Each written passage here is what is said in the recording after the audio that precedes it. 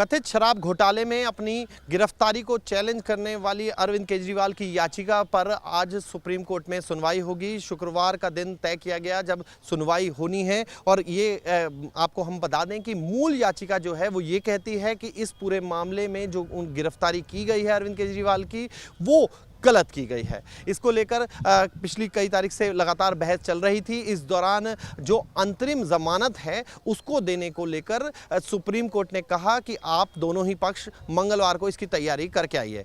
मंगलवार को दोनों ही पक्षों ने दलील रखी। हालांकि उससे पहले खुद एसजी पेश हुए। एसजी के साथ साथ एसजी तुषार मेहता भी पेश हुए और उन्होंने इसका विरोध किया कि ये अंतरिम याचिका पर सुनवाई होनी ही नहीं चाहिए।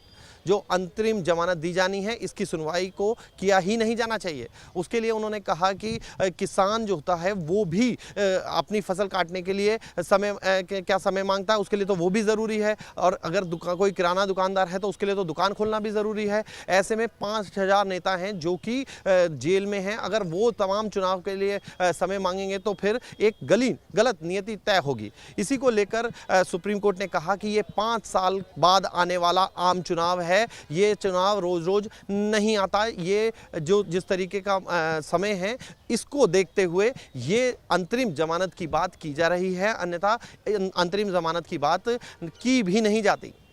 इन सब के बीच जिस तरीके से ये कहा गया और बहस हुई उसके बाद कोर्ट बिना इस पर फैसला दिए उठ गई और उसके बाद ये तय हुआ कि शुक्रवार को इस मामले की सुनवाई होगी।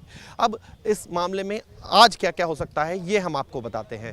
आज जो पहलू हैं, सबसे पहले तो मूल याचिका पर सुनवाई करेगी, यानी कि जो गिरफ्तारी को चैलेंज किया गया है उसमें क्या क्या पहलू हो सकते हैं, उसमें दोनों ही पक्ष अपनी अपनी दलीलें रख सकते हैं। उसके अलावा अंतरिम जमानत का जो मामला है उस पर कोर्ट या तो अपना फैसला सुना सकता है या उसको रिजर्व रख सकता है। इस तरीके की बात सामने आ रही है। अब ऐसे में क्या अरविंद केजरीवाल को राहत मिलेगी या फिर कोर्ट क्योंकि एक दिन पहले ठीक गुरुवार को ईडी ने एक हलफनामा दायर किया और कोर्ट को कहा कि जो अंतरिम जमानत की बात कही जा रही है वो बिल्कुल गलत है, क्योंकि हमारे देश में लगातार 365 दिन या यूं कहें कि बीते 5 साल में कई तरीके के चुनाव हुए लेकिन कभी किसी को इस तरीके की राहत नहीं दी गई। और अगर इस तरीके से राहत दी जाती है तो एक अलग नज़ीर पेश होगी।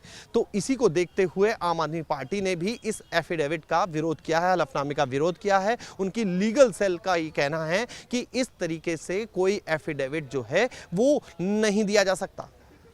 इन सब चीज़ों को लेकर दोनों ही पक्ष आमने सामने हैं। दलीलें अभिषेक मनु सिंघवी ने भी रखी हैं। उनका कहना है कि अरविंद केजरीवाल जो हैं, कोर्ट का खुद ये कहना था कि अरविंद केजरीवाल आदतन अपराधी नहीं हैं। और खुद अभिषेक मनु सिंघवी का यहाँ तक कहना था कि अगर कोर्ट चाहता है तो फिर वो किसी भी सरकारी काम में दखलंदाजी नहीं करेंगे, यानी कि किसी फाइल पर साइन नहीं करेंगे जब तक कि एलजी कोई भी ऐसे काम को जो ज़मीन पर होना है उसको नहीं रोकते हैं।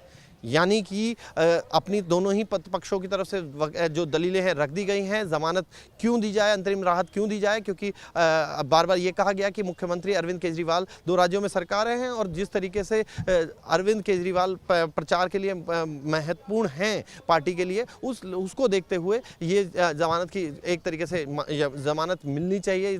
तमाम दलीलों को रखा गया और दूसरी तरफ इस दलील को रखा गया कि ईडी की तरफ से कि चुनाव के लिए किसी भी तरीके से जमानत नहीं मिलनी चाहिए क्योंकि ये मौलिक अधिकार नहीं है। अब कोर्ट इस पर क्या फैसला सुनाता है ये देखना बहुत ज़्यादा अहम हो जाता है। अगर राहत मिलेगी तो आम आदमी पार्टी का कैंपेन अलग दिशा में जाएगा। अगर राहत नहीं मिलती है तो उसके लिए आम आदमी पार्टी ने तैयारी की है, लेकिन सबकी निगाहें सुप्रीम कोर्ट पर टिक गई हैं।